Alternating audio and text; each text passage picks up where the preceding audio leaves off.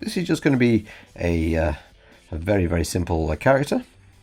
So dropping the face down, dropping the head down, and a straight line down the front, slightly bent maybe, and dropping down, working out where the nose line's going to be, working out where the chin line's going to be, and the mouth line.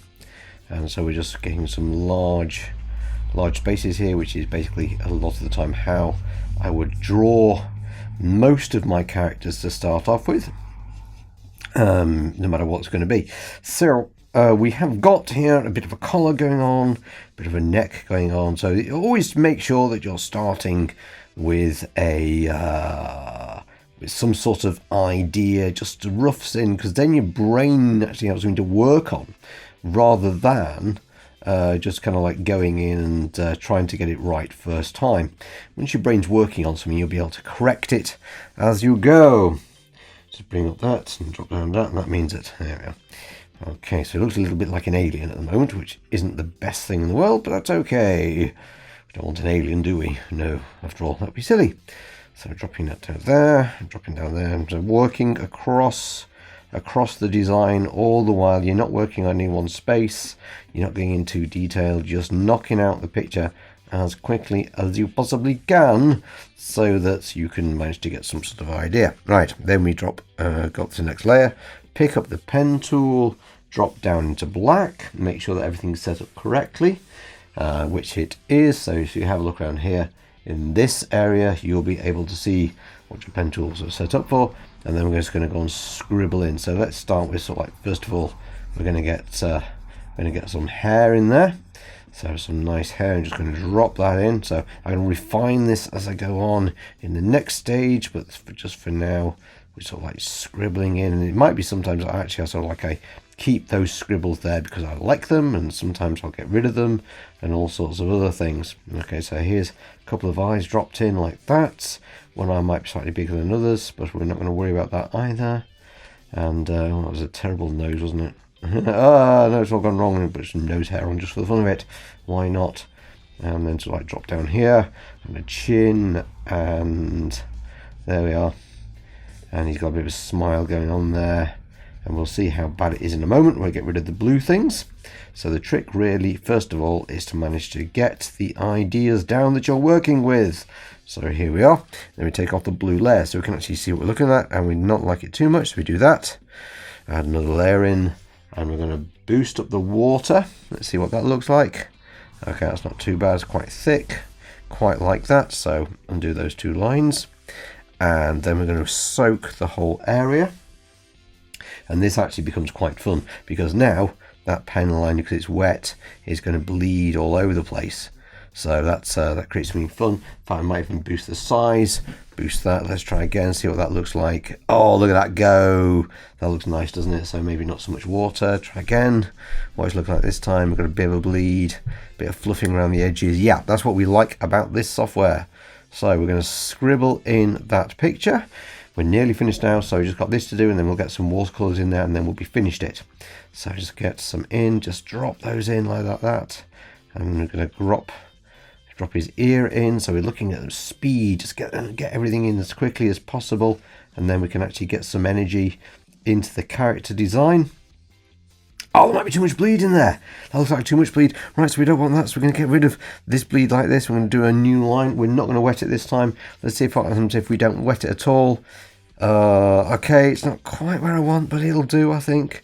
So just erase those lines, and so we're going in again, and we're just going to knock it in as quickly as possible. Don't stop, you mustn't stop, you mustn't start concentrating and fussing with it. You just got to get it down there. It's energy, it's all about energy, because the more energy you've got, the more fun your pictures are. The more fun your pictures are, the more people like looking at them.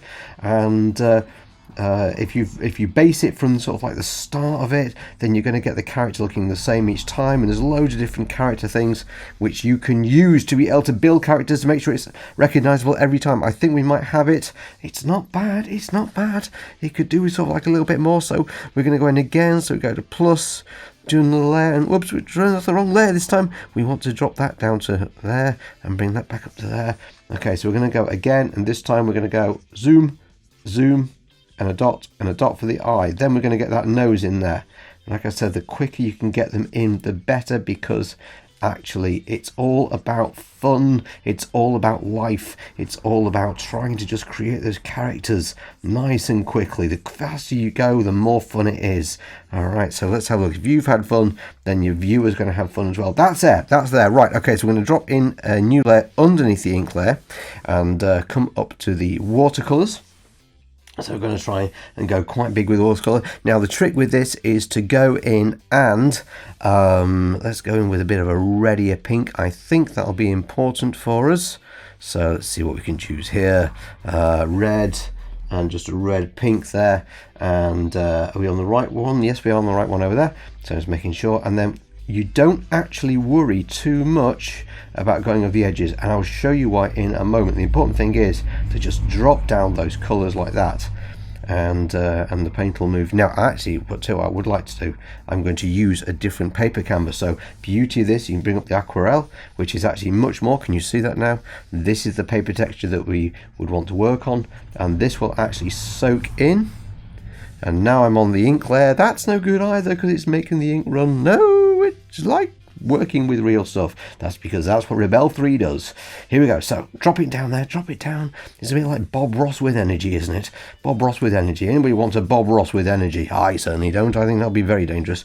So I'm going to drop that in there. Going for the blue. Take the blue. All right, so that gives us a bit of shading in there. Then we're going to go for a bit of orange. Drop a bit of orange in there. Brighten it all up at the top there.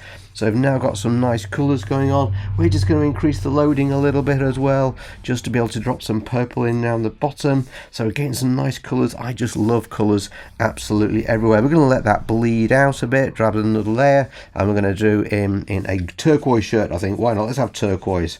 Okay, so we're not too bothered, like I said, about these spreading layers, and I'll tell you why in a second. Okay, so there's that one coming into there. I'm going to drop another one up, another layer. I'm going to give it some brown hair, because that's kind of boring. I know it could be orange hair, but we're going to do brown. Might actually drop a bit of orange in there over the top, just for funsies. Okay, and all of that lot will bleed together most beautifully. Let's go back down to this turquoise layer. I think we're going to put some purple in and make it dark purple. Hang on, what are you doing like that? So I said dark purple will be better, because then we can actually get a bit of shading going on. Now each of these layers, we're now going to go in and we're going to tidy them all up. Again, this is what you can do with Rebelle software that you can't do with normal digital, but by working in a big size, it makes it much more entertaining and much faster. I prefer using a hard round edge brush.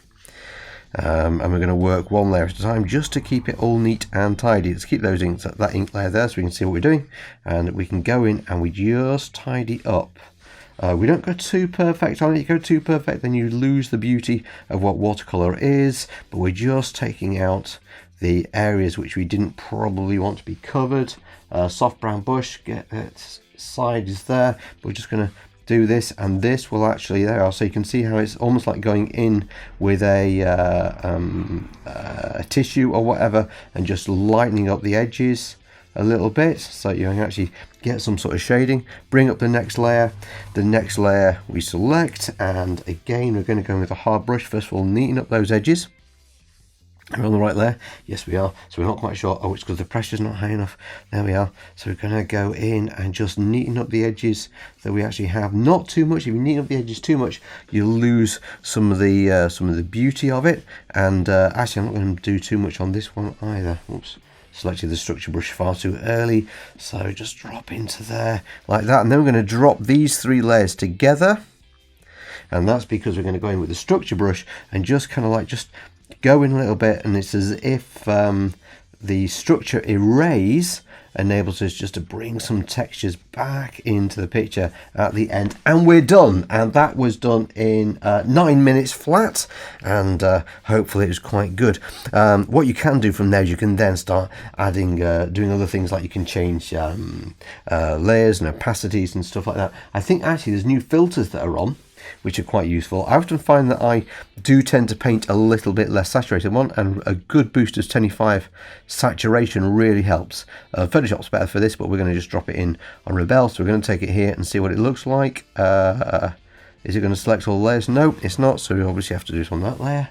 This is new. I've only just started working on Rebelle with the saturation layer. Usually I do saturation layers on Photoshop. So there we are. Let's have a look at this. This looks quite good, quite like that. So we're going to keep as that. That keeps it all nice and neat. Drop back into the size here. Put it back at 50. Drop the water back down to 1. That's for later, so I can do my next piece of illustration. I actually make a note of all my illustration sizes, and we're going to go to that there, and we're going to do that. I'm going to quickly sign it because we always want to make sure that it's signed. I always put that date on it as well, so I know where everything is. And boom, we've done it. We're out of here. Don't forget, better than Fiverr and all those other wonderful things. Yes, catch you in the next video. Go watch something.